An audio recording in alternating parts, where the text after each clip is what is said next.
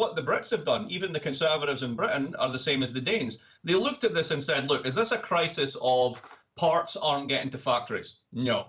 Is this a crisis of everybody's like really dying of this virus? No, but we have to be careful because we'll overwhelm the health system, right? So what do you have to do? You have to put everybody in their houses, you have to shut down commerce. Then the only thing you do is support consumption. And the best way to do that is to use the existing structure of wages. And you basically say to the employers, keep paying these people. And then you say to the banks, the back of the employers, we've got your back. And then you feed the public money into the banking system to wages. That's what they're doing. Will people be missed out? Is it? Yes. Will it hurt the self-employed? Yes. But it's definitely the way to do it.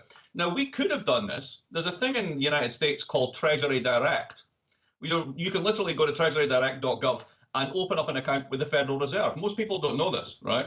And it's usually used for buying savings bonds and stuff like that. But there's absolutely no reason the Fed couldn't reverse that and basically just put money in your Treasury Direct account, and then you could transfer that to your bank account. So, right, I know. So we've decided to do checks, right? We've decided literally to do checks. Who does checks in the 21st century? I mean, for God's sake, the whole country's got these. This is totally bonkers. So, okay. So let's back. So let me back it up just a bit and unpack what you just said. So in places like Denmark and Britain. So instead of them sending you a check, what they do is the business owners already have bank accounts, and so the government just credits their bank accounts with cash, and then they just keep paying their workers. That's what's happening in Denmark and the UK. That's what's happening. Yep. Yes. And so why don't they do that here in the United States?